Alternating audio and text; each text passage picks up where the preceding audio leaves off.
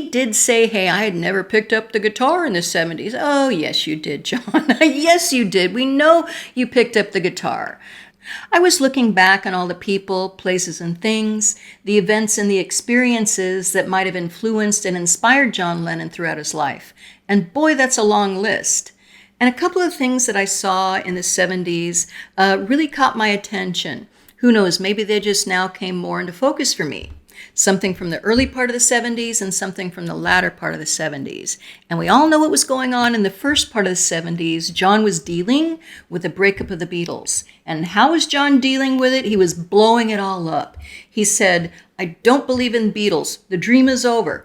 That ain't it for me anymore. I don't believe in this. I don't believe in that. I don't like this and I don't like that. Just forget about it. Get over it. This is me now. This is who I am. This is what I want to do. He really began to distance himself from just about everything, from just about all of his past. And then he distanced himself even more by moving to New York and attaching himself to new causes, new things to do, and really believing in these things and writing songs about it and marching for it. He became like a social justice warrior. And he was really, really doing a lot of good things, but, you know, he began to lose steam after a bit. At least that's what it seemed like to me. And he actually did kind of blow all of that up too, and maybe he blew up his marriage a little bit as well. And then he had that lost weekend that really wasn't so lost. I feel like it was very successful. I think it was very good for John for him to take that break and to kind of reset. Because I think that what I saw during that lost weekend was not, he recorded a lot of good music, worked with a lot of great people, but I also feel like he began to make peace with his past. You know, that past that he was trying to blow up, and he began to make peace with himself. He got back in touch with Cynthia and Julian. Julian even did some drumming on one of the tracks on his rock and roll album. Now, you know, none of that is going to make up for the past. You know, you can never get back what you lost. It's not going to make up for all that happened, but it was nice. And he also began to make peace with his past. You know, the rock and roll, he began to get back to those roots. May Pang went and got him that photograph that Jürgen Vollmer took of him when he was in Hamburg, put it on the cover of the rock and roll album. And on the cover of the Walls and Bridges album, those are his illustrations that he did when he was a kid. He got a hold of Aunt Mimi and said, hey, Mimi, send me a lot of pictures. Send me a lot of stuff. And these were his pictures all over that album. So it seemed to me that he was saying, okay, I don't want to blow up everything. You know, is it still there? So yeah, John, it's still kind of there. Here it is. Here you go. And he just, I mean, he didn't want to go backwards. Obviously, John wasn't going backwards. He was always going forward. He was never necessarily happy with the things that he did in the past. He got a little bit of a do-over here and made some peace here with himself and with his past, and also kind of with his friends and his buddies and his image too. He was giving interviews and saying, you know, things are very warm now. We're getting along more, you know, and who knows, maybe we might get back together. Who knows? You just never know. I'm sure that they all behind the scenes were saying, no, it's just never going to happen. But John was letting us know, hey, we're all good. We're all at peace. Forget what I said. The dream is maybe not really over. And he was meeting up with Paul. He was meeting up with George then.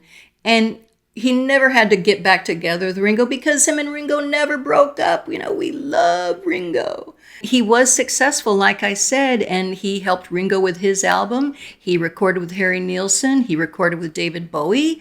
And he recorded with Elton John. And he got on stage with Elton John, even though I'm sure that he was scared to death. Yeah, he was throwing up backstage before John went on stage.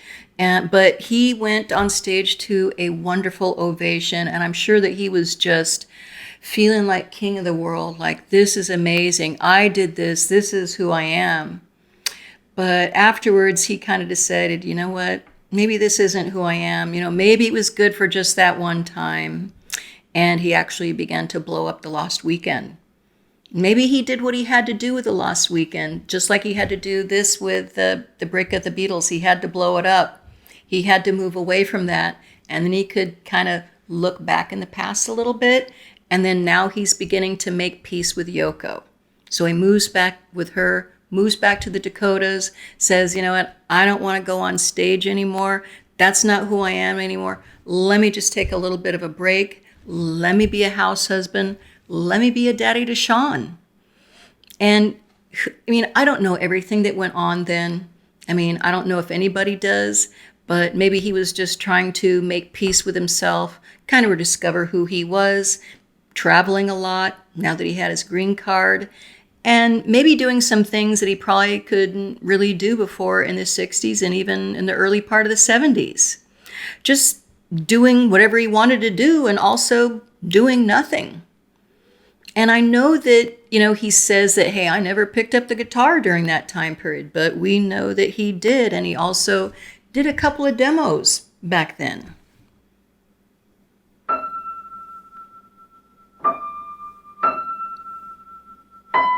Oops, not that one.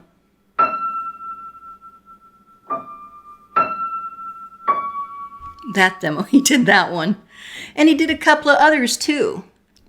And then John takes a vacation in Bermuda, and he finds himself piloting this boat pretty much by himself in a storm. And I don't know, maybe something shifted inside of John, and he kind of realized and remembered that he is king of the world, that he is John Lennon, and that he is the greatest, and that he has these songs, and he can go into the recording studio, and he can produce something great. And he gets Yoko, him and Yoko, they have these songs that they have together. They go in the studio, they record the Double Fantasy album. And he lets us know on that album pretty much what he's been up to during the latter part of the 70s. I love those songs. But I got to tell you, I really love Yoko's the best, the Kiss, Kiss, Kiss song. I really like that one. And they were probably going to go on tour too. But, I have to, I really have to let myself be at peace with everything, because I think John was at peace. He was happy. He had come to terms with a lot of things. So I guess I can come to terms with a lot of things. And if John is happy and at peace, then I can be happy and at peace with everything. Thank you so much for being here with me. And until next time, peace and love one another. Take care. John Lennon just wanted to blow up the past. He wanted to blow up the Beatles. The dream is over. That's not me anymore. I don't believe in this. I don't believe in that. This is not me. Just get over it, everybody. This doesn't exist. This is what I'm doing now. This is who I am now.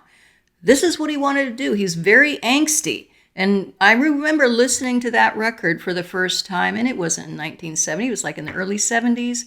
I mean, I was going, what in the world is going on with this? John was very angsty.